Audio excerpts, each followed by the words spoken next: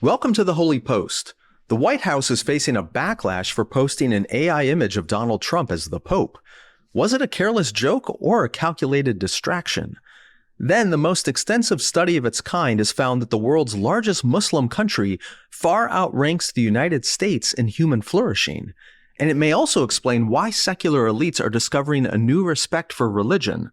But is there more than a practical purpose behind faith? Then I'm joined by Beth Allison Barr to look at her new book, Becoming the Pastor's Wife.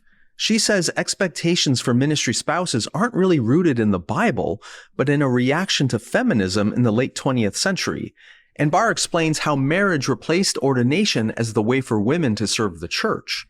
Also this week, we've got listener questions and a whole new look for HOLYPOST Media. As always, there's a lot happening for subscribers to HOLYPOST Plus. We now post new videos, podcasts, and resources 5 days a week. And this week, we've got a bonus interview with Beth Allison Barr that you're not going to want to miss. And if you're in the Washington, D.C. area, don't forget about our upcoming event with Caitlin Chess and Duke Kwan on May 16th. Those tickets are now available at holypost.com/events. And holypost.com is where you can also sign up for HOLYPOST Plus and check out our updated merch store. Okay, here is episode 668. Hey there, welcome back to the HOLYPOST podcast. I am Phil. I'm here with Sky. Hi. Hi, Sky. And Caitlin Chess from another state. Hi, Caitlin. Hi, Phil. Hi. Sky is here with me, right beside me. Caitlin is on a monitor that I'm staring at right below the camera. That's why I can look at you, dear listener, viewer. I can't really look at you, listener, but I can look at you, viewer, and see Caitlin at the same time. It's fantastic. Someday, Technology. She'll be here more often. Someday. Somewhere. They'll let her out of her library prison that they keep her Yeah, in. that's the only reason I'm not there. Right. I'm actually imprisoned in Yeah, this well, the library. problem is you put up so many bookcases full of books. I just that you, walled myself You covered in. the door. Mm-hmm. And, Yeah, I can't find it now. You booked yourself into a corner. But I'll die happy with all my books. She's a cat lady, but books. Yeah, it's going to be like an Egyptian pharaoh's tomb where it's, she takes all of her books Yeah, with the her. books Books for are the way better. afterlife. You don't have to feed them. They keep you entertained. Yeah. They actually like you. Okay, so yeah, kids. Who wants to be no, around? no. Who I wants would to love be if there were around children. kids? Just not cats. Okay. It's time for the theme song. What's the news that you like the most? Who's your favorite podcast host? If it's breakfast, get your toast. It's Sky and Phil and the Holy Post. Sky and Phil and the Holy Post. And sometimes Caitlin. You know that I'm a skeptic. I like things to have evidence, proof, data. I like to research things before I commit to them. And that even goes for my supplements. I want to know that they're high quality. That's why for the last year, I've been drinking AG1. Unlike many supplement brands, AG1 conducts relentless testing to set the standard for purity and potency. I know I can trust what's in every scoop of AG1 because it's tested for 950 contaminants and banned substances, while the industry standard typically only tests for 10. AG1's ingredients are also heavily researched for efficacy and quality, and I love that every scoop also includes prebiotics, probiotics, and digestive enzymes for gut health. So, if you want to replace your multivitamins and your digestive aids, your immune support into just one simple scoop, start with AG1. Try AG1 and get a free 1-year supply of vitamin D3 and K2 and 5 free AG1 travel packs with your first subscription at drinkag1.com/holypost. That's drinkag1.com/holypost. Go check it out, and thanks to AG1 for sponsoring this episode. Today's episode is sponsored by Our Place. You're trying to eat healthy, right? Are you trying to cook healthy? I mean, is your cookware part of the problem? Most cookware still contains harmful forever chemicals, where a single scratch on a non-stick coated pan can release 9,000 particles of plastic into your food and into you. Our Place makes high-performance, toxin-free cookware. You can cook without worrying that the coating on your pan is going to end up in you. Plus, the cookware from Our Place is gorgeous. Great design, awesome colors. You've got to check it out. Our Place has a 4-piece cookware set that can overhaul your entire kitchen. The set includes 2 multifunction always pans and 2 perfect pots in mini and full sizes that replace a whole stack of cookware, and buying them together saves you $150. So stop cooking with toxic cookware and upgrade to Our Place today. Visit FromOurPlace.com/HOLYPOST and use code HOLYPOST for 10% off site-wide. With a 100-day risk-free trial and free shipping and returns, you can experience this game-changing cookware with 0 risk. Now that we're back from the theme song, did you enjoy it, Sky? Oh, very much, Phil. Yeah, I try to do it the same every week as I perform it live, but it's very, very similar. I couldn't help but noticing you're wearing a hat. I am. And I'm not familiar with the logo on the hat. Is that a ministry that we're promoting? No. Or a brand of fertilizer? What is it? In some people's minds. Oh. At least one segment Yes. every so often. What's on your head? We are releasing this episode on Wednesday, May 7th, which is the same day we are launching our new HOLYPOST Media brand. Wow. And so this logo on my hat is the new HOLYPOST Media logo. So it's an H and a P and an M. Yeah, but they're kind of funky looking. Yeah, they are funky looking. A little like puzzle pieces, little mod, little hip. Yeah. So here's the deal, everybody. Like, obviously, HOLYPOST podcast has been around since the Stone Ages. Yeah, practically. We're at the very origins, the big bang of podcasting. In podcast we were there. years, we're 147. Wow. Something like that. Yeah. But since then, we've done a lot of other stuff. We've launched Caitlin show, Curiously Caitlin. We have the SkyPod on Fridays. We've got Esau McCauley's show. We've got lots of videos on our YouTube channel. We're doing other projects that we will tell you more about. We got HOLYPOST Plus. Yeah. And so we felt the need to create like an umbrella brand that captures all of this, because each of those other things have their own vibe and look and logos. And so HOLYPOST Media is kind of the umbrella that covers it all. So it's the HOLYPOST Media is on top, and then under that is the umbrella of the flagship show, and then under that is the umbrella of the father, and then under that the umbrella of the mother, Right. and then under that are the little children umbrellas, Exactly. with pets underneath. Right. It is the Gaither scope of protection It's not thing. Gaither, Goddard. Gothard. Gothard. Gaither. Gaithers, that's a different, that's the music. Yeah, That's the don't- Gothard. Don't Sorry. bring them down on us. Yikes, You don't mess with. yikes. You know, I've never understood about that. You can look up that illustration of all the umbrellas. Yeah. Is if you're under the big umbrella, You don't need another you umbrella. don't need all the other umbrellas. You only need father. Right. But he's under God. Well, Exactly. So you don't he's even need God. father. Yeah. I skipped God in my analogy. It's the dumbest metaphor. What a slip, Phil. Okay.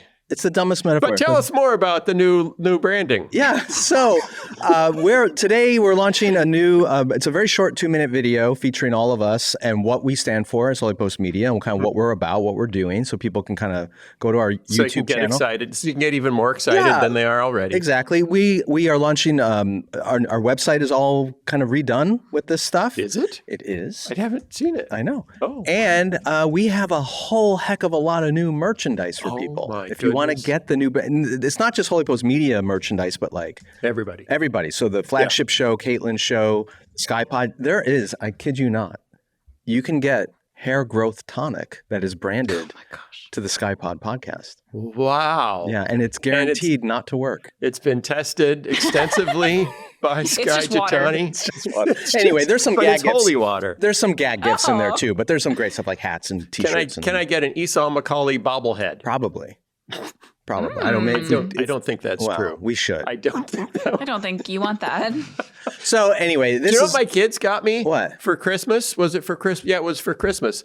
A custom Funko Pop of me. Oh yeah. You can do that. Aw, and not just an cute. AI generated image, but like an actual put it on your desk. Wow. Yeah, you can do that. Is that? I haven't seen it. Yeah.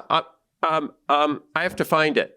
There's so much moving has happened in our house and in my office and everything that it's insane. There's boxes and clothes, and I had to pack up my whole home office and move it into the garage because my daughter and 2 grandkids are now living where my home office was. So everything it's a kerfuffle. Kerfuffle. Well, if you want to avoid a kerfuffle this weekend, you can get your mom, wife, significant female person in your life, some HOLYPOST Swag. Swag, yeah. Swag, merch. Significant female person. Yeah. Significant female person, but that has to be a mother to someone. Yeah, I was going to I say. guess. Yeah, you don't. This is like that awful thing they do in churches where they're like, every woman gets a rose. Yeah, Like, you know, stop, I don't know why I stop, got- stop, You don't stop. give your girlfriend roses on Mother's Day. That's a message. But you might give her mom some. You might, Yeah. if you're really Close. in the doghouse and you've got a lot of digging to do. Yeah. I am not giving my wife HOLYPOST merch for Mother's Day because that would put me in the doghouse. Yeah. It's too easy. Too easy. Oh, well, But- maybe that's what she But you wants, though, could. Yes, Sky. you could. Other people can. Maybe that's what she wants. And if you paid full retail, then she would have to say, "You love me." Of course. You spent would some have of to. our money on something you could probably have gotten on for something free. that benefits your business. Right. Okay. Anyway, everybody, thank you for your support of us over the years. Thank you if you're a HOLYPOST Plus subscriber because it's made all this possible. We have a lot of new projects in the works and Thousands. really kind of cool stuff coming down the pike. And events and all the other things we're doing. So go check it out. Check out the new video. Share it with your friends. Introduce other people to HOLYPOST Media and the projects that we do. And, And if you're in downtown Wheaton, the building now has a new sign on it with the little logo on a banner. so you know where to throw your tomatoes. Yeah. And I take, when people throw tomatoes at me, I take it as a compliment. What about cucumbers? They're fans. Those are hard. Those would hurt. Ah, see, that would hurt. That would- Hey, an unripe tomato can hurt. I don't just as appreciate that as much. Not Okay. as much. There's something that I don't do very often on the flagship show. I don't do this very often. I've got a couple of listener letters that came in that I thought were interesting. One's very short. One will be a little more of a discussion. That is why I grabbed it. I do see some of them that come in. I don't see all of them that can't come in. And every now and then I was like, oh, that's interesting. And I just grab it. I grab it as it goes by, like Lucy in the Chocolate Factory. I grab it. I know that one. Hey! Wow! You're like Captain America who's been frozen for 70 How years. did that Why did I happen? get that one? I got that reference. How did that happen? That is so before your time. Did you see it as a sermon illustration somewhere? No, we watched a lot of I Love Lucy when I was a kid. Really? On the Air Force bases? Yeah. Wow. Is one of the 7 shows that they approve? Yes. Allow to Yep. be on the military television? That's a married couple that sleeps in separate beds. That's Yeah, very right. Christian approved. They always reminded, when I was a kid growing up, they always reminded me of my parents, Lucy and Desi. Yeah.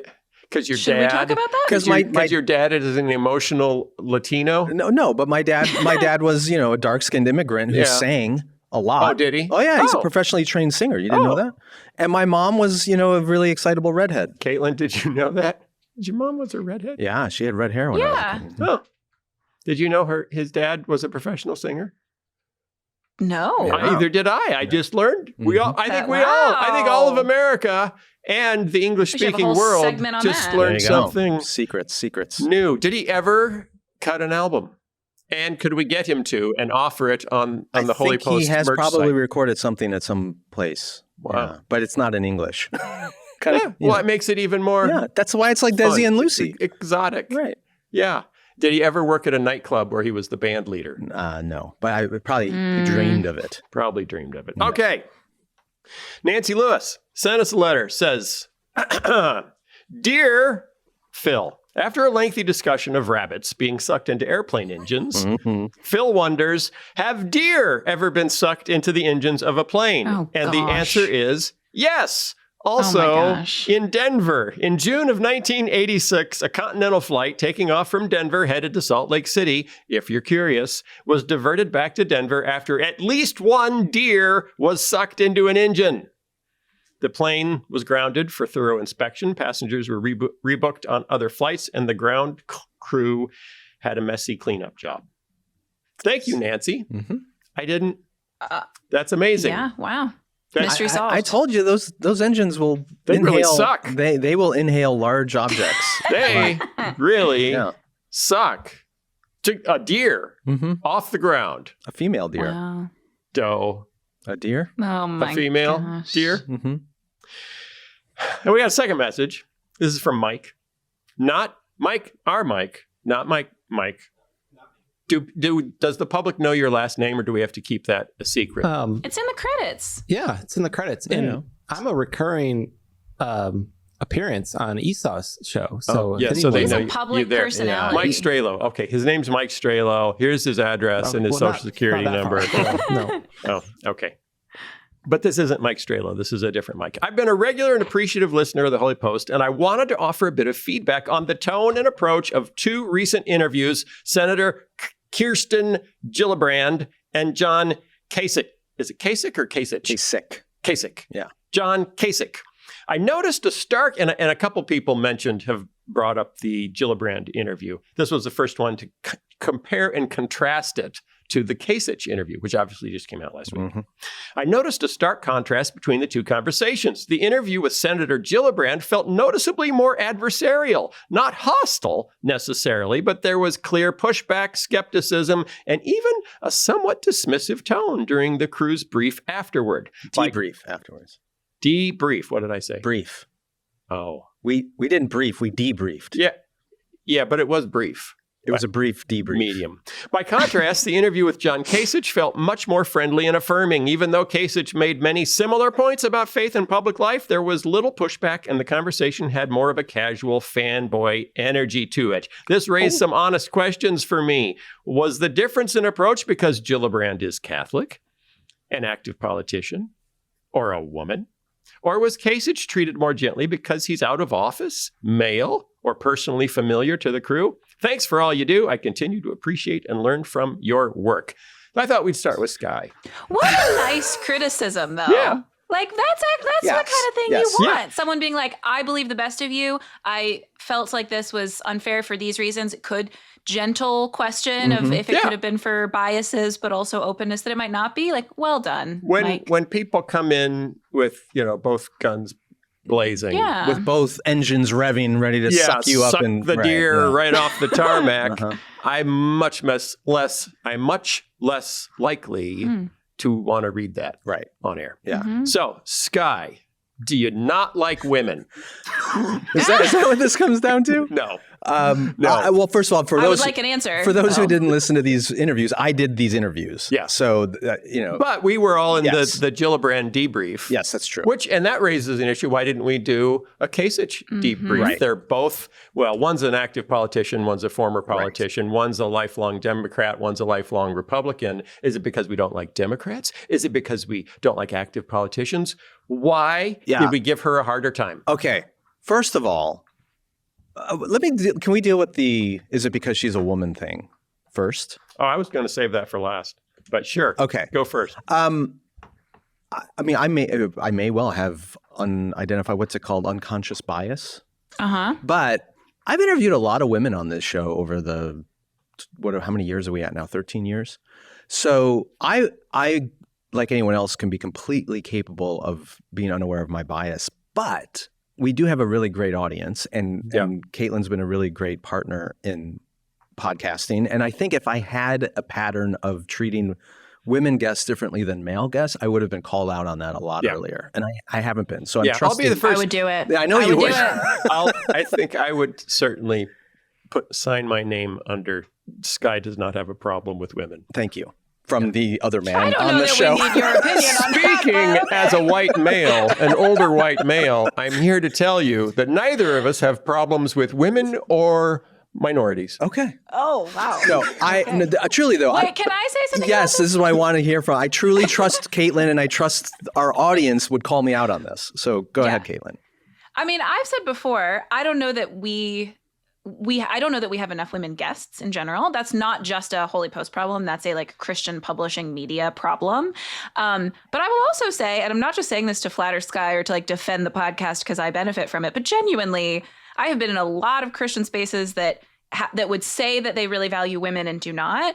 And I really, Sky and Phil both, genuinely respect my opinion and care what I have to say. And I have not experienced that level of respect as a woman in any other Christian workplace I have been in. Oh, wow. Put that on a bumper sticker. Sweet. What did she say? Because I wasn't listening. Okay, so with that aside, I think what people need to understand is why Senator Gillibrand and why John Kasich came on this show. we did not ask either of them to come on the show. They wanted to come on the show, and they came on for very different reasons. Senator Gillibrand's staff reached out to us and said that she wanted to come on our show because she wanted to talk about her faith, and she wanted to talk about how her faith is informing her political vocation. I mean, she's an elected senator in the United States, so that's... We only have like 100 of those. Right. And John Kasich his team reached out to us because he has a book that we talked about the good work that religious communities are doing around the country. Those are very different reasons for coming on the show. So I didn't talk to John Kasich about politics because that's not why he came on the show. He's no longer an elected official. He's no longer part of the Republican Party, I believe. So it didn't make sense for me to talk to him about that. But when Senator Gillibrand comes on and says she wants to talk about politics, that opens the door to a whole different thing. And then, okay, my other response to this is, John Mulaney, the comedian? Yes. Like him. Yeah. Love him. He has a shtick that he's been using since the first Trump administration where he talks about Donald Trump as like a horse in a hospital. Have you heard that shtick? Yes. It's very funny. and it's worth looking up on YouTube. So in a way, like Senator Gillibrand right now, she's an elected official in Washington, D.C. Part of her job is dealing with the horse in the hospital. That's not John Kasich's job right now. And so I wanted to ask her questions about how she and her party are thinking about dealing with this horse in the hospital. And I was sort of challenging her about, what does your party need to do differently? How does it become more viable again? How does it become an alternative and create a solution to this horse in the hospital? And I thought her answers were not really great. And so I challenged her on that stuff. I wasn't talking to John Kasich about what he's doing about the horse in the hospital because it's not his responsibility.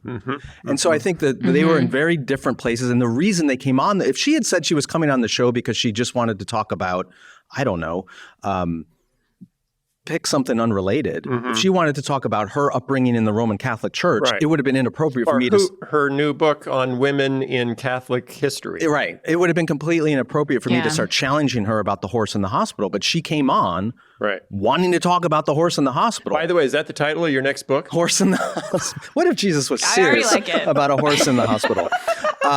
So that's partly why my tone was different. And one of the things that came out in that conversation with Senator Gillibrand was I was asking her, is your party going to change things because there's a horse in the hospital, or is it just a messaging problem? And she kind of really emphasized, I think we have a messaging problem. And I was more of the side of, no, I think you got a bigger problem than just messaging.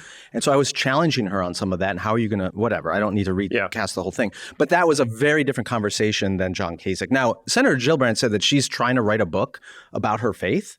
If she writes that book and gets it published and wants to come back on the show and really focus on that book and the conversation, I'd be happy to do that. Yeah, and that you'd stick to what she's come to talk about. Exactly, right. Yeah. So. Yeah, my response, because, I was there too, but only for the debrief, is that I was excited that she wanted to come on the show because of the opportunity. I mean, we're in a situation today where we have absolute chaos in the White House, in the administration that's governing the country and claims to be running, this is a quote, both the country and the world, is Trump's latest claim that he runs the world. We have chaos, and it is largely because the number of conservative Christians, really good people who decided under no circumstance could they vote for any candidate other than a Republican, because the Democratic Party is evil, particularly on the issue of abortion. And that was kind of where you ended up with her, was, is it possible that there could just be a little, fuzzier edge in the tent, just a little wider on the issue of abortion? And this is not because we want to attack the Democratic Party. It's because we would like to see Christians be able to vote on more than one issue, basically. And her answers were so unsatisfying and also fell into kind of a trope, that this is any restriction on abortion is legislating morality. Yeah. And you just don't hear that applied to other issues. Right. So it was frustrating. And we were frustrated when we did the response, and, we meant no disrespect and happily have her back on, to say, think through this issue more based on our feedback, and then Come back. And related to that, the rhetoric we heard from the Democratic Party throughout the 2024 election was that Donald Trump and his movement represent an existential threat to the country. That was the drumbeat over and over and over again. And if they actually believe that, if the Democratic Party believes that, then I would think they would be more open to drastic measures within their own party and their own platform in order to win a majority of Americans to prevent the dangers that they are worried about. And so her intransigence around the absolute parameters of her pro-choice posture. And I'm not saying she needed to change that view. I was just saying, can you open the tent a little bit for people who have, a divergent view of this one issue?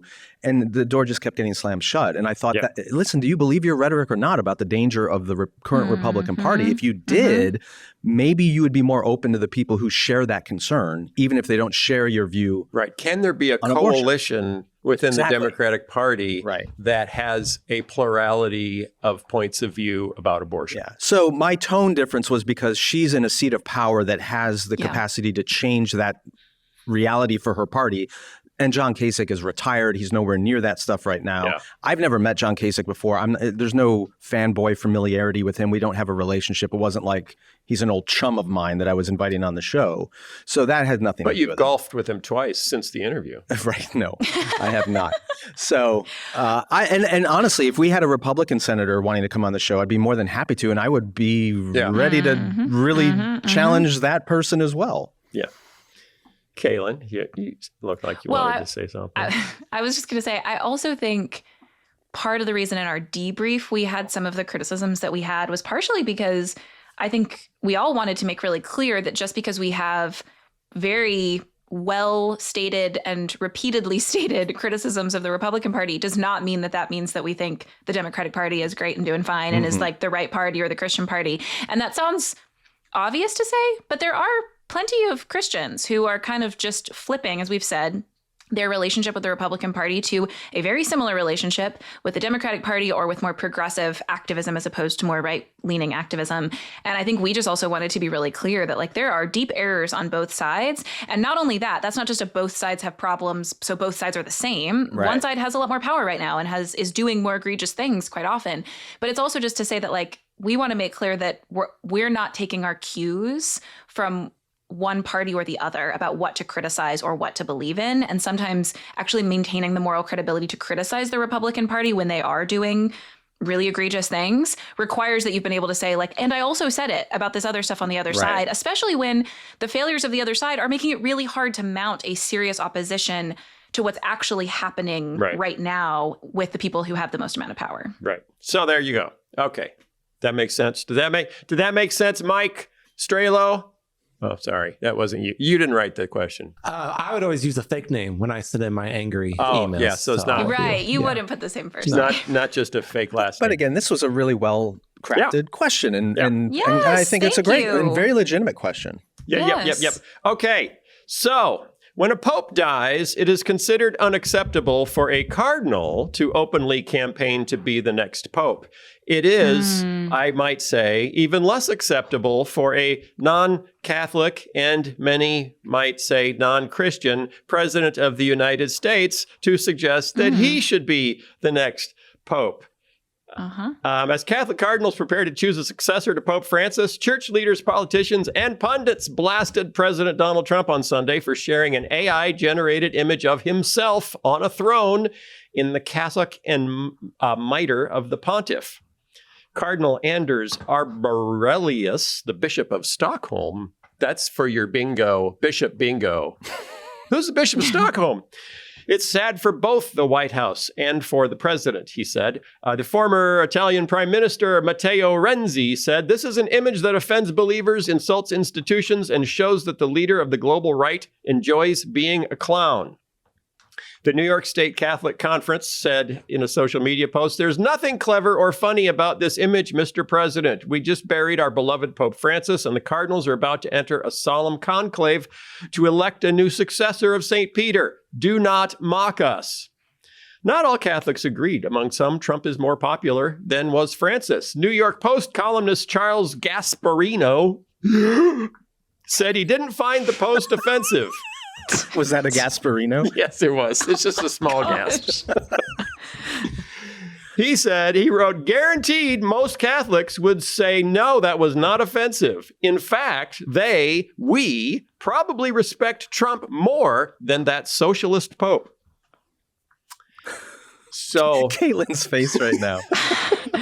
Did you have thoughts when you saw the image of Pope Trump? That was posted by the White House, by the way. Yeah. That's the part that gets me. Was posted by the White House. Listen, a friend texted me a picture of that, and I assumed it was not official, and I was just like, oh, ridiculous. I had seen a clip of a reporter asking him if he had someone he thought should be the next pope, and he said himself. And so I thought it was just someone like going off of that. And so responded like, oh, it's ridiculous. And then it was pointed out to me by this friend, like, no, that is actually like from the White House.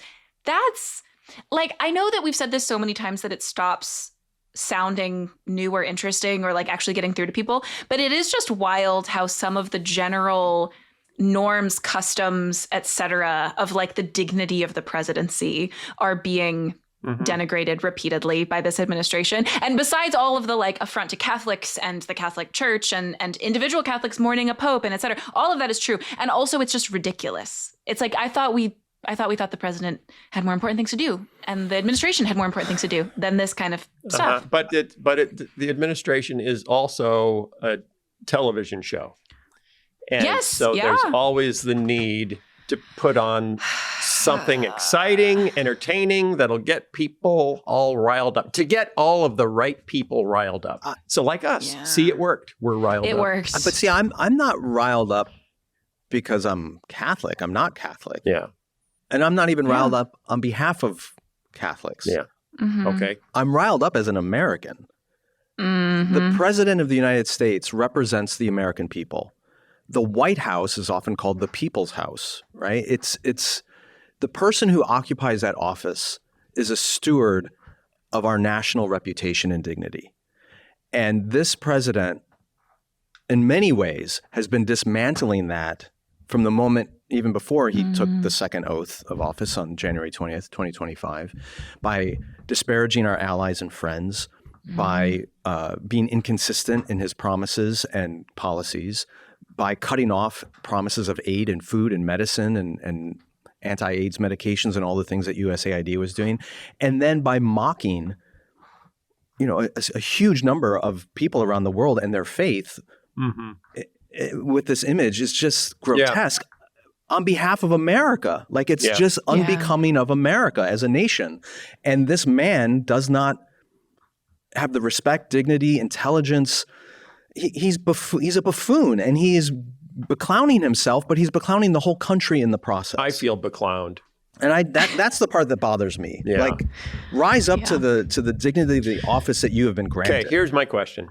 Is this just another way to distract us from talking about the legitimately unchristian and cruel things he is doing to some of the world's most vulnerable people? It has that effect, but I don't think it had that. I don't think it had that intention. Okay. And here's the other thing. Yesterday was May the 4th. Yeah, be with you. Be with you. It's Star Wars Day. Did you see the image that the White House posted for that? Yeah. He was a ripped Sith. Yes. They think they're being funny. They think they're being clever. Instead of making him a Jedi, they made him a Sith Lord. Right. But this kind of stuff, it's obvious that I don't know who's in charge of these memes that they're creating, but they're just figuring out what's in the news and how do we insert Trump into it. Well, and why would they want to do that? How do we troll? Because it's all about attention. Yeah, but why wouldn't they make him a Jedi?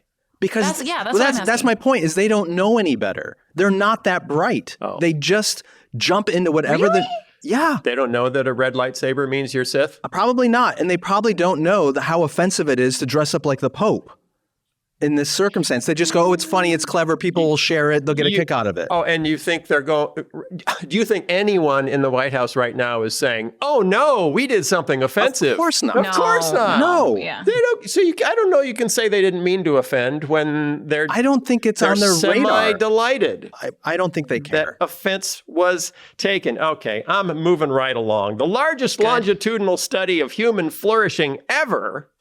Boy, that's a mouthful. How large a longitudinal study of human flourishing have you made? What's the biggest one you've ever done? I've never done one. Never done? Well, so that's small. Small. Well, if it's zero. So this is bigger. This is definitely bigger. But they claim to be the biggest. Biggest ever. The largest longitudinal study of human flourishing ever shows what? What does it? Ooh, this is exciting. What's the next? Shows religion's importance. No, did you hear that, Kaylin? That was a Gasparino. A Gasparino. Baylor University's Institute for Studies of Religion, collaborating with Harvard University's Human Flourishing Program, along with, this is like all the executive producers at the front of a movie, along with Gallup, and also the Center for Open Science. Holy cow, how did they even get all on the same Zoom call?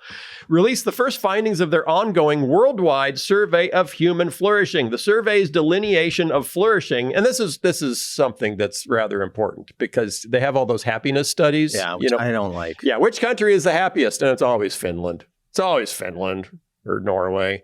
Or Denmark. Isn't Denmark in there a lot? It's a Scandinavian country. It's just Scandinavians. They're so happy. I wonder, yeah. No, I just wonder if their baseline of how happy humans should be is lower than it's like, ours. well, it's self-reporting too. It's self-reporting. It is, right. So they're like, how happy are you? So if we have ideals of how happy we could be, do you think they all get it's together? lower. Like the Finns all got together and go, we're not letting the Danes get it this year. Come on, Everyone, mark 10. Put 10 down on They're it. small countries. We're so happy this year. Thank you. Thank you to our Danish listeners that I just offended. I didn't make myself a Sith, though, or the Pope. What if you'd done both? Good. What if he was a Sith Pope? That would be really bad. Holy cow. But he almost did that. They were so close together. The tweets were so close together. Sith Pope Trump. While countries vary, worldwide, men and women report similar results.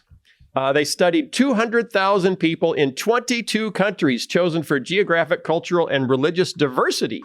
So 22 countries, 200,000 people. And you said your biggest longitudinal study of human flourishing was how many people? It was 0. Yeah. That's less. Mm-hmm. That's less. One finding in particular stood out. Those who attend, and this is worldwide, 22 countries, 200,000 people, and the study measures a whole bunch of things, economic, health, all sorts of things. Those who attend religious services tend to flourish more. The result did not vary much from country to country, though the effect is strongest, and this is interesting, in the most secular, usually Western countries. So the countries they call, do you know what they call these countries? I saw this. Yeah, weird. They call them weird, which stands for Western Educated, Industrial, Rich, Democratic. Weird countries, like ours, getting weirder by the minute, do not score highest in human flourishing. In fact, it's often the opposite. So what's the number one? 22 countries. What scores highest? The top 5 ranking countries. This is so fascinating. Yeah. Mm-hmm. Yeah. Now, this is if you set aside just finances, like how much money do they have? If you set aside finances, the top 5 ranking countries are Indonesia, Mexico, the Philippines, Israel, and Nigeria. If you add back in finances, then you think, Hold on. What do they all have in common? Decent climates. Poland? Not Poland is not in the top 5. Oh, no, it's no. Philippines. When you put financial factors back in, hot. The top 5 are Indonesia, Israel, Philippines, Mexico, and Poland. So with or without financial factors, Indonesia is the country with the most human flourishing. Wow.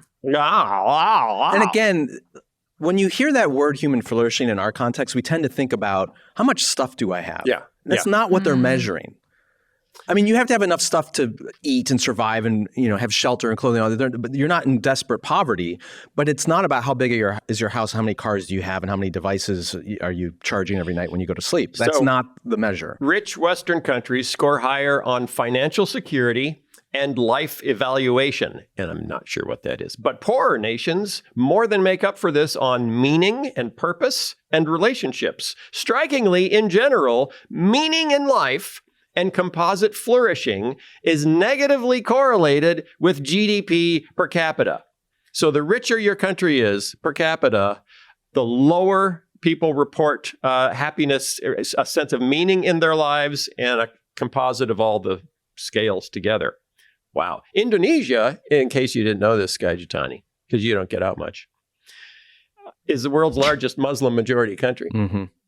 But it still has strong communal village and tribal relations, even among those who have moved to the big cities. Its state doctrine emphasizes monotheism, not Islam, and seeks to include all Indonesians in a kind of civil religion. The country's hegemonic form of Islam has learned from Hindu, Buddhist, Christian, and many other influences. This has produced a robust civil society. So it's not, it's not because it's so hegemonic that no one is allowed to practice any other faith or learn from any other faith. There's kind of a civic religion that has been distilled with influences from other faiths. Is this also the article I read where Indonesia is the most, per capita, the most generous country? Yes. Yeah, I believe. It's in here somewhere, isn't I it? believe that's, yeah. I did, all that's so interesting to me. Like, they obviously don't have the same level of material wealth that the United States does or Western Europe does. Mm-hmm. And yet on all these other markers of human flourishing, meaning, companionship, friendship, communal cohesion, purpose in life, they're far ahead of us. So Indonesian Muslims have tended to be more pious than those in the Middle East. In Indonesia, both Muslims and Christians are more likely to view religious diversity as beneficial, as opposed to people in other parts of the world. The Charities Aid Foundation rankings of the top 10 most generous countries, measuring how much people give to charitable causes, ranks Indonesia number 1 in the world, a position that it has held for the last 7 years straight. Wow. Huh. So what does it all mean? What does it all mean? Oh. This is Providence magazine, which is a Catholic journal, I believe. They concluded with 3 recommendations as people are trying to improve the flourishing of their countries. They say, we do not need to go full bore on Trumpian tariffs, but we must consider seriously the effects of free trade on the health of industrial heartland communities, which is one reason that many trade unions support such tariffs. They said, we do not need to adhere to Catholic integralism. We can define that later. But we must consider seriously the great need for human beings to be anchored in communities of traditional and transcendent meaning.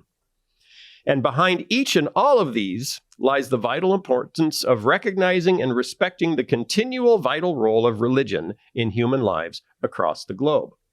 So, when you are in a wealthier country that has become more secular, regular church attendance or mosque attendance improves your outlook in human flourishing more dramatically than in very religious countries. Mm-hmm. Interesting, huh? Very interesting. I'm fascinated by this. Go ahead. One quick little note, just because I'm a nerd. Providence is not a Catholic magazine. Oh. It's mostly Protestants, and it's focused on Christian realism.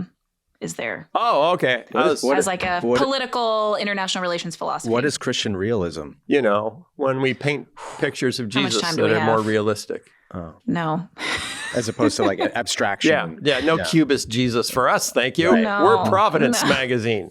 Salvador Dali was a heretic. Get out of here. Yeah. We don't have to go down that rabbit hole, Caitlin. Yes. Yeah, but maybe we can do something else on it, because it's a fascinating like branch of both like political international relations philosophy and Christian theology. Is it? You actually know what it is? Is that what you're saying? Yeah. Yeah. Wow. Okay, but she's so smart. Remember that thing I said about respecting women, and then Phil's like, "Do you actually know what that is?" I have no idea what it is. I didn't know if you were saying, "Hey, we should read up on that." But he was like, "Oh no, I know what that is." No, we should talk about it. Sky doesn't know what it is. I don't know what it is. Yeah, see, you're smarter than both of us.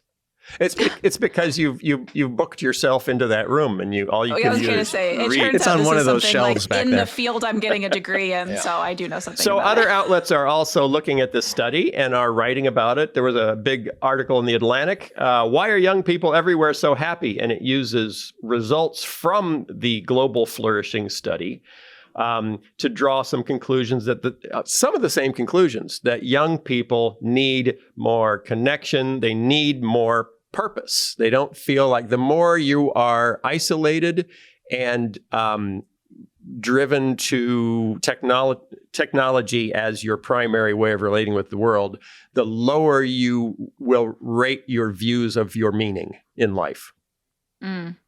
You don't think your life counts for much if you're not in communities. Right. And communities that are set up around shared values. Right. Yeah. Yeah. So not like bowling leagues. Another way of putting this, though, is it seems like almost every force within modern capitalist societies are designed to destroy us. Right? It atomizes the society so that it's hyper-individualism. Yep. It tells you that meaning and purpose is to be found in consuming experiences and products. That doesn't work either. It tells you to disconnect from the heritage you came from, the family you came from, the beliefs and metaphysical systems that you inherited. Get rid of those because they're limiting on your choices and freedoms so you can be unfettered and pursue whatever it is you want. That's what we hear all the time in modern American society. And all those things are directly the inverse of what all these studies are saying makes you feel fulfilled and flourishing. Mm-hmm. That's crazy. That like we've constructed the perfectly dehumanizing system. Yep. That is contrary to everything in the way we're wired. Whether you believe that wiring has come from God, as I do, or you believe it's a result of evolutionary biology, it doesn't work. Arthur C. Brooks, the author of this piece, ends with some recommendations also. He says, if you're a young adult living in a wealthy post-industrial country, here are 3 immediate things you can do. Number 1, put close relationships with family and friends before virtually everything else, and avoid using technological platforms for interactions with these loved ones. Focus on face-to-face contact. Oh, that's so scary. With like people where they can see you. Oh, man. Number 2, consider how you might develop your inner life. Let's define spirituality broadly as beliefs, practices, and experiences not confined to organized religion. Even a philosophical journey that can help you transcend the daily grind and find purpose and meaning. So, find ways to find meaning, which religion does a pretty good job at that. But I guess so does far-right politics for some people. Does the same, or far-left politics. Yes. Number 3, material comforts are great, but they're no substitute for what your heart truly needs. Money can't buy happiness. Has anyone ever said that before? Yeah, like half of the country songs out there. Only meaning can give you that. What do you know? So now that it's in the Atlantic, I think it's going to catch on. Kaylin, what do you think? Why are you looking at me like that? I mean, I don't think those recommendations are bad, but I don't think they get at what the study is actually describing when it comes to human communities. It actually reminds me of, I was listening to on Ezra Klein's podcast, a conversation that he did with Jonathan Haidt about some of his research about technology and teenagers. And at one point, there's this fascinating moment where like 2 people who are not religious or not Christians are noticing that religious communities tend to do better at instituting some kind of restriction on cell phone use and social media and internet access. And at one point, they kind of reach a point where together they're sort of saying it's not just that this is a communal thing. It's a collective action problem. You need one family telling their teenager they're not going to get a smartphone until they're 18 has a real uphill battle to climb if everyone around them has a smartphone. But it's not just that. They finally get to this place in the conversation where they say, actually, it really has to do with the fact that religious communities have a collective sense of what makes a good human life. And so trying to ask your teenager or tell your teenager that they can't have a smartphone or they can't have a social media account, when all your reason for saying that is like, oh, I want you to get a better job one day. And so I want your attention span to be kept up well. Or, oh, I just think like it'll make you less angry at home when you're not online all the time. That's a harder motivation to do something that will get you some serious pushback from the teenager or the child. But if it's because you really believe and you exist in a community that believes that a good, flourishing human life is not one with a super short attention span, is not one where your relationships are mediated through technology, is not one where you learn, to Skye's point, to only care about certain consumer goods and experiences, but one in which you have deep relationship and a spirituality and a relationship with God. If that's your reasoning, you actually can find some good motivation to try and stop your teenager from doing certain things or put rules in place with your children about technology use or social media. And I think that's part of what the study is getting at, is not just that community matters or like a lack of having that relationship mediated through technology matters. Part of what I read the study is saying is that places that have deep local communities that rely on tradition and have some shared sense of what makes a good human life, that's actually correlated to true human flourishing and happiness. And the suggestions that he gives, which are pretty individual and pretty surface level, I don't think get at this need to exist in a community where not only does it have a rootedness in a longer tradition than just whatever we decided to get together and hang out about, but also that has a real sense of like, no, we don't actually just get to decide for ourselves what makes a good human life. Yeah. We have choices, we have free will, but like something, to Skye's point, either given by God or innate in us in some way says this is a good human life and this is not a good human life. And you don't have a community that's proclaiming that, you might hang out every once in a while, but it's not going to give you the same effect. Right. And it's hard if, say, you do come up with a meaning. This is my purpose in life. This is my meaning. It's hard to maintain that if you're surrounded by people who don't share that view at all. Right. It's or hard. it comes from somewhere outside of yourself. It's hard to meaning on your own. Can I poke at an even deeper problem here? Yes. I'm encouraged by all these studies and the articles that are being written. I'm encouraged that Ezra Klein and Jonathan Haidt, two non-believing people, are rediscovering maybe the benefits of religion and religious communities. And all that I think is a really great move in a healthier direction. Here's my concern. All of this lends itself towards viewing faith instrumentally. I knew you were going to say that. As if it's a bad thing, Caitlin. No, it's good. Yeah. Like here's there's been lots of studies that show that people who are married are happier in general than people who are not married. Now, it's not a good reason to get married. It's not a good reason to get married. And it would be like me saying, I love the institution of marriage. No, I love my wife. That's what matters. It's not the institution of marriage. It's my actual wife and our relationship and our life together. And it's a little bit like saying, well, religion and a religious community and religious doctrines and practices and worship, all those things have these benefits to my life. That's very different than saying, I believe in the death and resurrection of Jesus Christ and that I am living in actual communion with the God of the universe. Yeah. That's a very different thing. Yeah. And I don't want people rushing into religion or religious communities because they think it's going to benefit their life and communities and children and futures or whatever. It will, but I want them to encounter the actual living God. Well, the other story I was going to cover today was the new TikTok trend of saying that converting to Christianity has made me more attractive. Look at my before and after pictures. So Caitlin's about to jump through the screen. Yeah, we're not gonna go there. Oh, look, we're out of time. But no, wait. Just one thing. I take Skye's point, and that's important. And a lot of these studies, when they come out and they're publicized, they can do that, where they're just like, oh, you want a happier life? And that's kind of the 3 recommendations David Brooks gives. Is like, you want a happier life? Do these things. But it's Arthur Brooks. Arthur Brooks. Yeah. Arthur Brooks. David's brother. One of those people that I think. One of the Brooks brothers. I don't think that's one true. One of the Brooks brothers. They're well dressed, but sometimes controversial.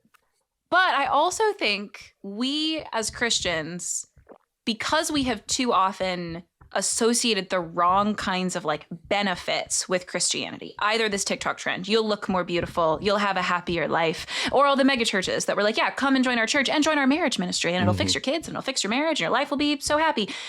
In the midst of criticizing that, I fear that sometimes we have failed to say part of what Christianity offers the world in relationship with the crucified and risen Lord Jesus Christ is relationship with the creator of the universe who knows how he made us and how human communities best function. And scripture gives us insight into that. We won't do it perfectly. And this is not a transactional relationship where I give my life to Christ so that I get these benefits. Right. But God gives us insight into how we best function. And I think sometimes out of fear of imposing our beliefs on other people or in fear of putting up this transactional, like gumball machine kind of Christianity, we have too often kind of minimized the fact that one of the great gifts of relationship with the Creator is learning how he made us. And it is a grace of God that he reveals to us, not totally, because we are in a fallen state where we can't totally understand both what scripture says and the kind of order that's in creation. But by the grace of God, even in our fallen state, we are given insight into how humans best function. And we should both within Christian communities strive to create those conditions and not be afraid to tell people what those are. Yeah. So if I join a church because there's cute girls in the youth group, I might still find Jesus though. I might still find Jesus. Yeah. At your age, you may also find a prison cell, Phil. I was going to say, I don't know. It wasn't me. Yeah, I know. You're right. Yeah. Okay. We got to go. Thanks everybody for hanging around, following us this long. Check out the new website update with the new merch store. You can get some of Sky's own hair growth tonic, which he has found ineffective. He only applies it to his chin. That might be the problem. So maybe it works like gangbusters. He's just putting it on the wrong place. And we'll see you next week. Bye. This episode is sponsored by Blueland. When our kids were little, keeping the house clean became really important. Why? Because they licked stuff. They put everything in their mouths. The candy is on the floor. Wait, now it's back in their mouth. Lisa didn't just want our house clean. She wanted it mom clean. Clean enough for kids whose little fingers were everywhere and then back in their mouths. That's why we recommend switching to Blueland. Their products are made to meet the highest environmental standards. They aren't just clean, they're mom clean. Blueland products are 100% plastic-free and made with certified clean ingredients that are safe to use around the little ones we care about so much. You don't have to choose between the safe option and what actually gets your house clean. Try their dishwasher tablets, laundry tablets, or toilet tablets. Proven effective and completely plastic-free. And Blueland has a special offer for HOLYPOST listeners. Right now, get 15% off your first order by going to blueland.com/HOLYPOST. You won't want to miss this. Blueland.com/HOLYPOST for 15% off. That's blueland.com/HOLYPOST to get 15% off. This episode is sponsored by Glorify, the #1 Christian Daily Devotional App. Don't know if you knew this, but May is Mental Health Awareness Month. There are a lot of little things you can do to improve your mental health this year, and the Glorify app is a great place to start. From guided meditations that reduce stress to courses on overcoming anxiety, and all grounded in Scripture. Mental wellness starts with small habits, and Glorify's daily devotionals are a simple way to center your heart and mind in God's peace every single day. Whether you're a committed Christian or simply curious about faith, the Glorify app has something for you. Join over 20 million people who have downloaded the Glorify app and deepened their relationship with God. Visit glorify-app.com/HOLYPOST right now to download the Glorify app for free. That's glorify-app.com/HOLYPOST to download the Glorify app for free. glorify-app.com/HOLYPOST. Many of you know that I'm a history nerd. I studied history as an undergrad, and I still love reading history books and biographies. And it's not just because I like learning about the past. It's because it helps me better understand the present and why things are the way they are today. And that's what I loved about Beth Allison Barr's new book, Becoming the Pastor's Wife: How Marriage Replaced Ordination as a Woman's Path to Ministry. Obviously, on the surface, that book doesn't sound like it was targeting someone like me. But in a way it is, because the role of women in the church is a really hotly debated issue right now. And Barr's book looks at the history of the early church, the medieval period, the Reformation, right up through the 20th century, to explain how our views of women in ministry have shifted, and how the modern church has really invented and defined the role of the pastor's wife in reaction to the women's movement of the 1960s and 70s. So if you're not a pastor's wife, and I'm guessing most of you are not, and many of you aren't even women, this subject still matters, because if you care about the shape of the modern church and the views we tend to have about leadership and roles in the church today, then Beth Allison Barr's book explains how we got here. Beth Allison Barr is a professor of history at Baylor University, and she specializes in medieval history, women's history, and church history. She's been on the show before to talk about her previous book, also a bestseller, called The Making of Biblical Womanhood. And I think you're going to find this conversation with her just as illuminating as that first one. And don't forget, for HOLYPOST Plus subscribers, I have a bonus interview with Dr. Barr, where we go even deeper into the history of how and why women were ordained in the medieval church and why that changed. Here is my conversation with Beth Allison Barr.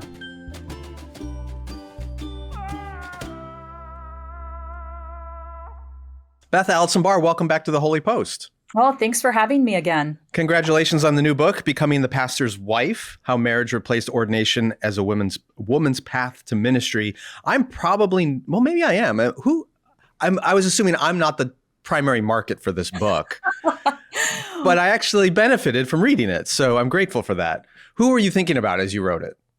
I certainly was thinking about the women. I was thinking about the women in ministry who have been caught between this this image of what women are expected to do, and then also what God has called them to do. And this impacts both women called to professional ministry as well as women who are pastors' wives.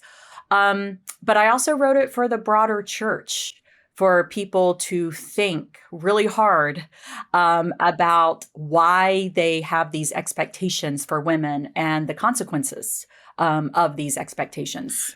For me, it was, I used to be a pastor, so therefore my wife used to be a pastor's wife, but it was not in the SBC. Your experience is in the SBC, and that's what a lot of this book is about. So it was a really interesting glimpse for me into that world and seeing where there was commonality and difference from my own experience. But I want to begin here. In the book, you surveyed about 150 other books written about or for pastors' wives, ministers' wives, and you noticed a shift in the messaging of these books between the ones published before 1990 and those published after 1990. And there's a lot more published after 1990. Right. Explain the difference in the messaging, tone, values in those two eras of these books. Yeah, so I surveyed about a century of these books, so from the early 20th century all the way up through. And while there's certainly a commonalities in them, and sort of like, being a pastor's wife is being a wife. And so a lot of those expectations are similar to what broader evangelical Protestant expectations are for a wife. But yet at the same time, there also is a shift in these. And we tracked what we called submission language. And that was language that was not just an acknowledgement that the man is the head of the home or some sort of language like that, but sort of this idea that a woman is called to a secondary position. And that position is primarily to support what her husband is doing. And in the case of the pastor's wife, that it is a vocational calling to support the ministry of her husband. And that language shifts. We start to see a little bit of the shift in the post-World War II era, which makes sense. But then you see this significant rise in submission language that starts in the 1980s and is very prominent by the time we get to the 90s and early 2000s. And so it parallels biblical womanhood. Right, exactly. Your previous book, and it parallels the shifts within the SBC itself, because you document really vividly the significant role that a lot of women had in leadership, including congregational leadership within the SBC in the 1970s or prior to the 1980s, and the shift that occurred in the 1980s. Right. In that part of the book, you specify three things as symbolic of the shift that was going on. And I'd love for you to unpack these. Obviously, we can't in enormous detail. It's in the book. But the first is the Danver Statement, 1987. Yeah. A lot of people, I'm sure, have no idea what that is. Go ahead. Do you want me to do them as you go? Yeah, well, I'll just lay them. The Danver Statement, Recovering Biblical Manhood and Womanhood, published in 1991 by John Piper and Wayne Grudem. And then in 1998, the SBC passed what is referred to as the Submission Statement, going to that submission language again. So can you just define what those three things are and why they were so important in shifting our understanding, or the broader understanding of the role of women in ministry, and specifically pastors' wives' roles in ministry? Yeah, I also think those things connect the Southern Baptist Convention to what's going on more broadly within evangelicalism. Right. And so you have to think that I would probably preface it by saying the fourth thing, the earlier thing, is what happens between 1979 and 1984 in the Southern Baptist Convention, which is the beginning of the conservative resurgence. And that is the fundamentalist takeover of the Southern Baptist Convention. And the move as part of that conservative takeover is to privilege male leadership. And to emphasize that women belong not in professional paid ministry roles. And so you see in 1984, the Southern Baptist Convention passes what is the first resolution, sort of really clear statement on women's professional ministry. And they say women cannot be called to pastoral leadership because of the sin of Eve, which is a really amazing statement, and one they later backed down on. They had to come up with different reasons because that one theologically was not sound. But then we see, after this shift in the SBC, we see the coming together of many members of the Evangelical Theological Society, which is really interesting how that group functioned in the rise of this shift about women. And they came together I think it was 1986, and then the statement was published in 1987 in Christianity Today. And it was their resolution on biblical roles for men and women, in which they articulated similar to what we saw happening already in the SBC. And some of the people involved in the creation of the Danver Statement were also some of the same characters involved in the SBC. And so there's overlap between these groups. And so they published, it was kind of their manifesto in Christianity Today. Here we stand. Women are called to be submissive and be in subordinate roles that emphasize the husband are to be the ones who are in really more in the public and are to be the leaders in the home, and women are called to be submissive. And their work is to support the work of their husband, and they are called to domestic duties. And so it was sort of their here we stand moment. And this is based upon biblical values. And then shortly after that, we see John Piper and Wayne Grudem, who were both connected to the Danver Statement, write this book. Well, they edit this book called Recovering Biblical Manhood and Womanhood, in which they invited a lot of the folk who spoke into the Danver Statement, as well as some of these SBC folk, to write essays on the biblical manhood and womanhood from all sorts of different perspectives, including an essay on the historical understanding of women in the church, which has a title that I can never get out of my head because it is learned and holy, but not pastors, is the historical essay on women in the church in recovering biblical manhood and womanhood. So it just always strikes me. Elizabeth Elliot is one of the women who contributes to recovering biblical manhood and womanhood, but essentially it lays the outline for what it means to be a biblical woman. Again, echoing the Danver Statement, but now giving it teeth. And also giving it a wide range of support across the whole evangelical community. And then we see in 1998, we see the Southern Baptists begin to codify, to move from simply resolutions, which are people standing up and saying, I think we should all agree upon this, and then everybody voting, but it's not actually actionable. They moved to actually making actionable things, which is changing the Southern Baptist faith and message, which is, Baptists aren't creedal, so I hate to use that language, but that's sort of what it is. It's like these are the points we all agree upon. Right. And in 1998, they changed the family statement. In which they again said that the calling of a woman is to be submissive to her husband. And then in 2000, they added on to that this means that women cannot be called to be pastors. And so the 2000 is sort of the culmination of this long shift towards pushing women out of professional ministry and emphasizing that it is because of this biblical mandate. Yeah. So, I don't want to retread too much of the stuff you covered in your previous book, although it's completely relevant to this one. But here's what strikes me, and this is pretty obvious. The language that this whole movement uses over and over again it's biblical. It's recovering biblical manhood and womanhood and all that. So, and what I heard from these leaders in my training was the role of men and women, whether in ministry or the home or whatever application you want to apply to it, was important because of our fidelity to the scriptures. Because if you take the Bible seriously, then you need to do these things. But it's not a coincidence that this whole movement you just described from the early 1980s through 2000 was happening on the heels of the women's rights movement throughout the 1960s and 70s, and the emergence of cultural feminism and all kinds of areas like it.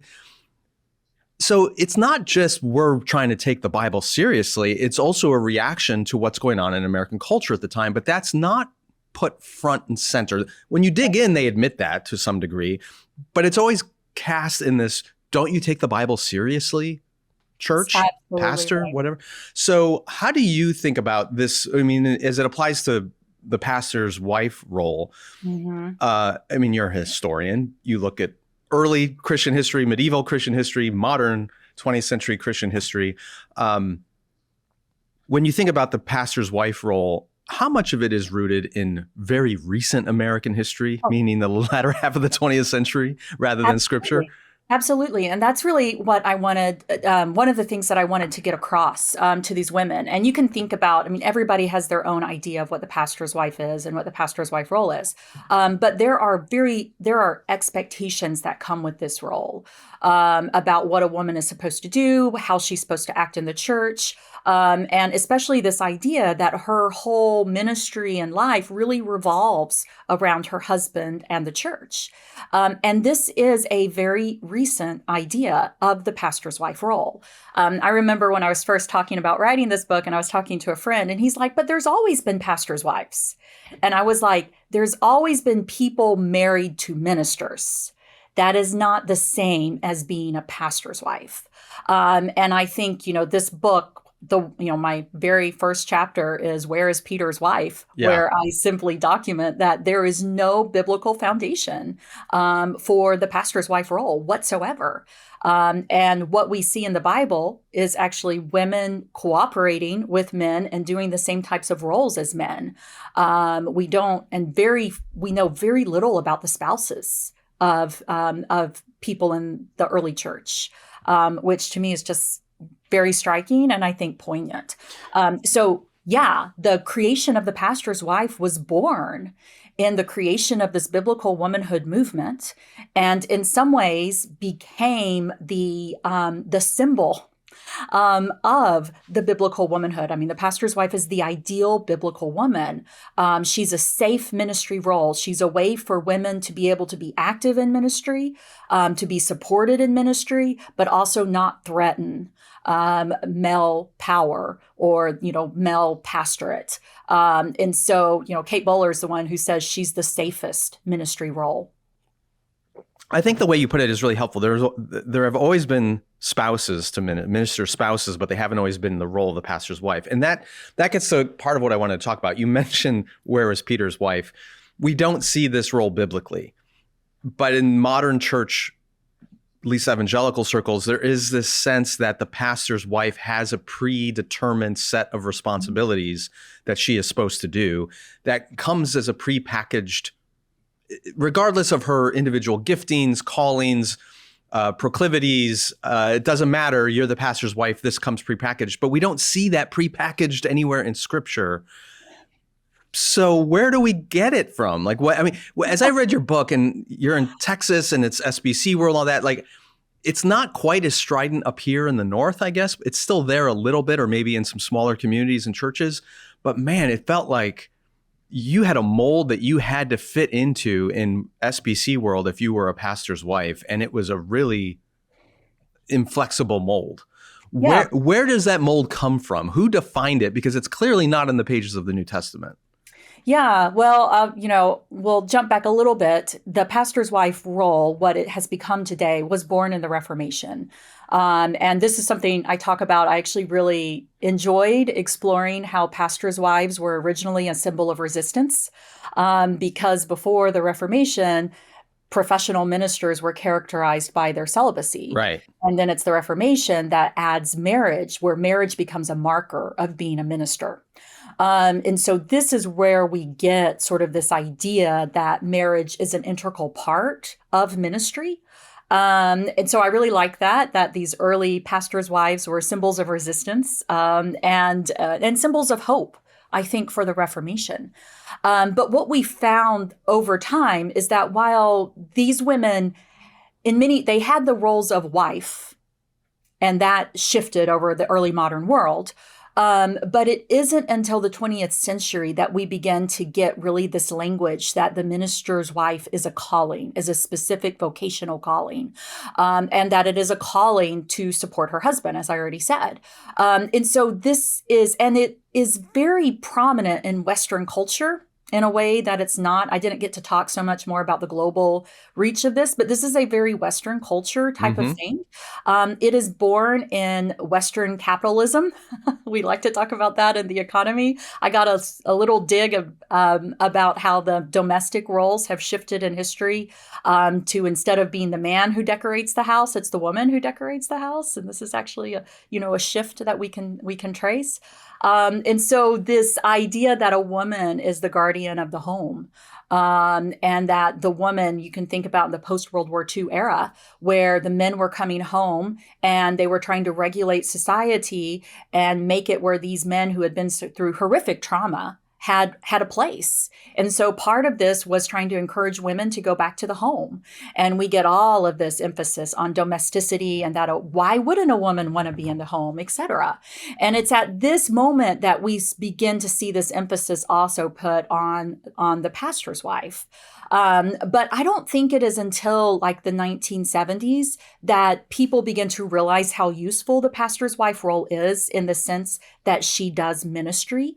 And that she is this safety valve for the church, in the sense that we can still support women in ministry while still supporting what we are beginning to claim are biblical values of women belonging in these supportive, submissive roles, biblical womanhood.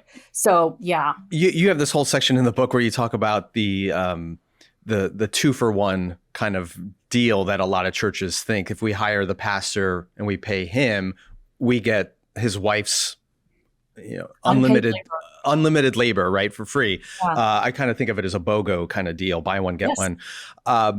So in your book, this is a quote. You say, historically speaking, the question has never been whether women are fulfilling the function of ministry in the church. They always have been. The question is always whether their function of ministry is recognized as paid professional ministry. So, yeah, I mean, we've all been part of church communities, even if women weren't officially ordained or in leadership roles. They did an enormous amount of stuff. Right. So here's my question. In the book, I mean, you share a lot about your own experience. It's part memoir in SBC world. Your husband's a pastor, and your experience in that setting. So there's kind of two ways you can frame this. Perhaps the worst possible light is just this economic exploitation of pastors' families and spouses, and using them to get everything you possibly can on the cheap.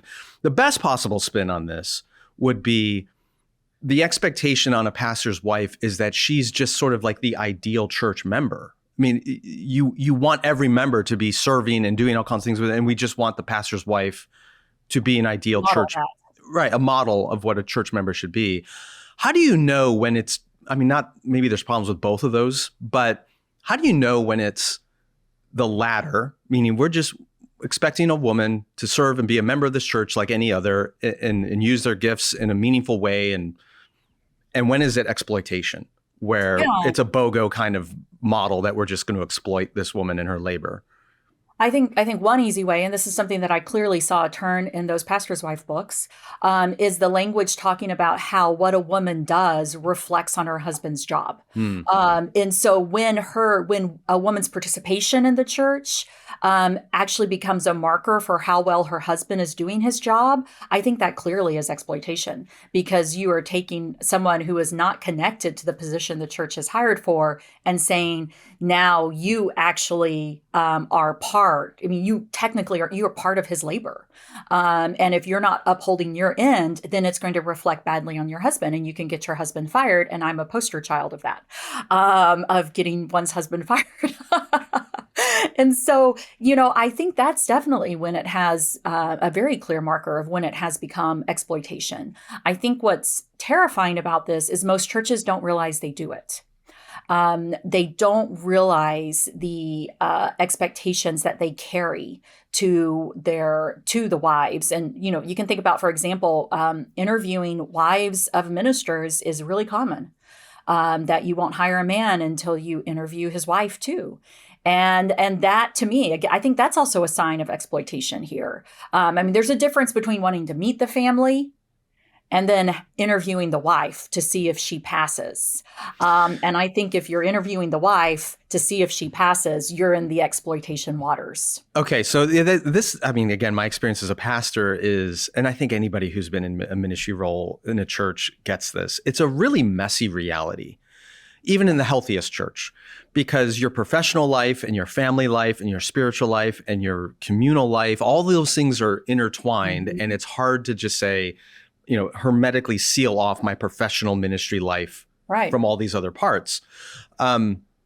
So how do we honor a pastor and their spouse and their individual callings and vocations and giftedness and all of that, and yet also acknowledge that this is a different kind of vocation. This is a different role. Here's what I'm thinking. When you marry somebody who's in the military, even though you're not in the military, your spouse is, you're signing up for something that's going to affect your life. Yeah. Or, there's all kinds of different careers that have that impact. And if you're married to a minister, whether you're a husband or wife, you're in for some level of cooperative calling. So you can't completely avoid that in this vocation if you're married into it. So again, how do we acknowledge the messiness of this without putting the same exact expectations on being a minister that we do on every other vocation where they are completely separate? It's just a different animal. Yeah. So I quote actually early on, it's a book that's written in the 1960s, and I think it's Marilyn Odom Brown's book. I'm trying to remember. But anyway, but she has this really remarkable quote. And this is part where we see this, there's this World War II, aftermath of World War II shift with the pastor's wife role. And then we see this really hard conservative turn when we pick up in the 80s and 90s. So she's in this early sort of post-World War II shift. And she writes that, in some ways being a minister's wife is like being married to a doctor, being married to a lawyer, being married to a professor. It comes with, this particular type of lifestyle and expectations on things that are supposed to be done. But then she says, but when hubby gets the degree to be a doctor, the wife's not expected to go into surgery with him. Mm-hmm. And I think that is actually a really clear difference, how to differentiate this role. That there's a difference between being a, sort of going along and supporting the job. And I think spouses should support both of each other's jobs if they both are in a job. That's the expectation of being married. That's what it means. And for a church too, there are these things like hospitality. We're called to hospitality. I think leaders in the church should model hospitality.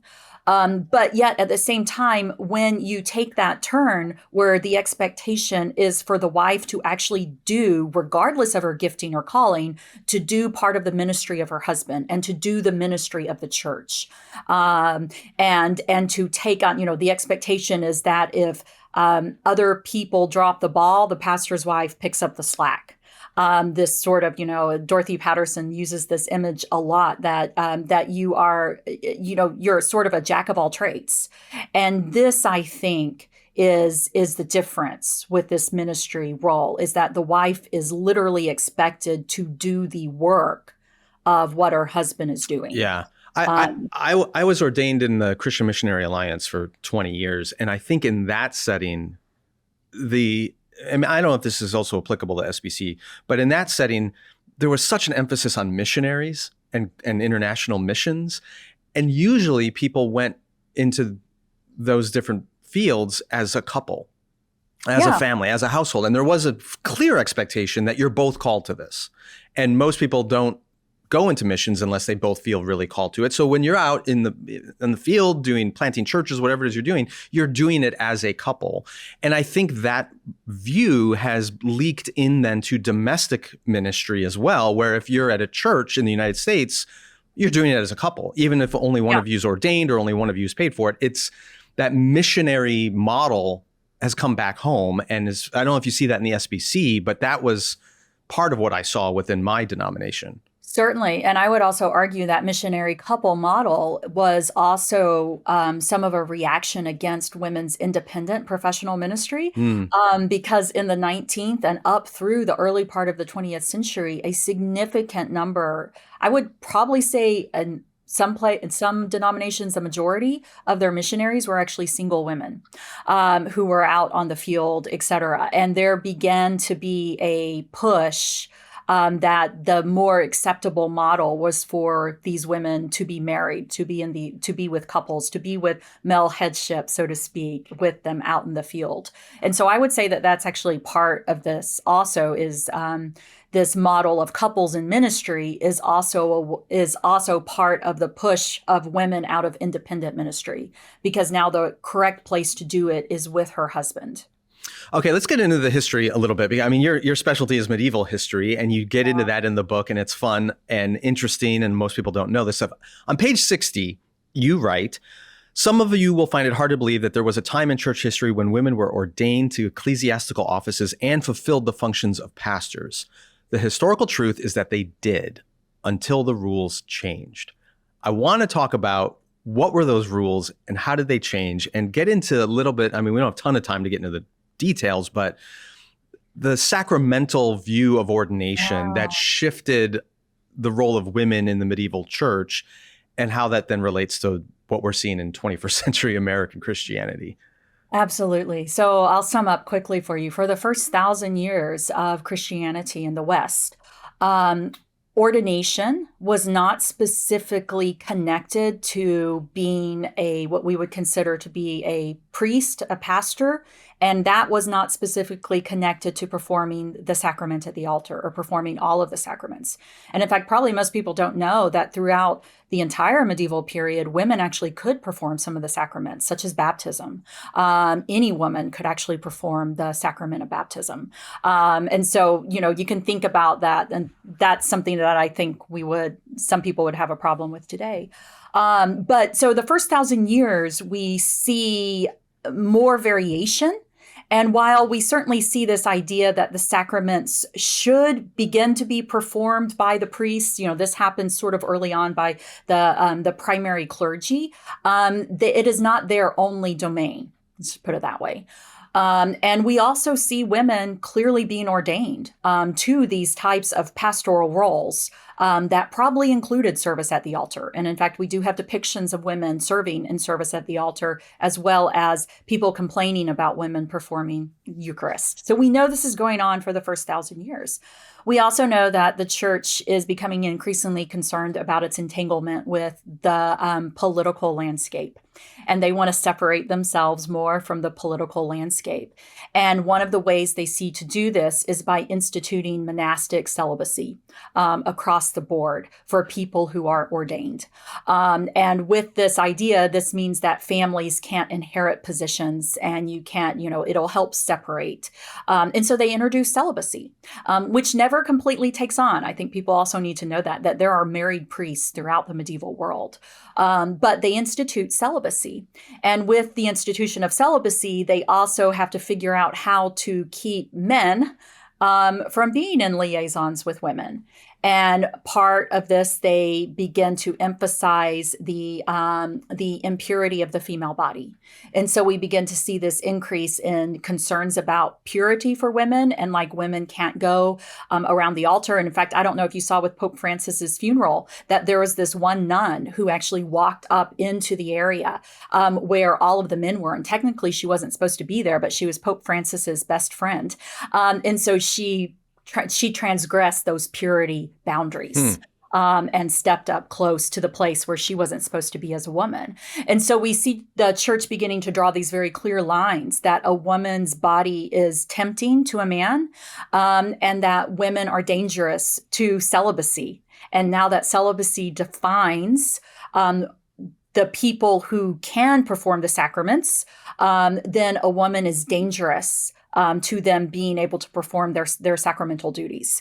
And so you begin to see proscriptions against women being at the altar, coming towards the altar, standing at the altar with priests, and certainly not performing the sacraments whatsoever.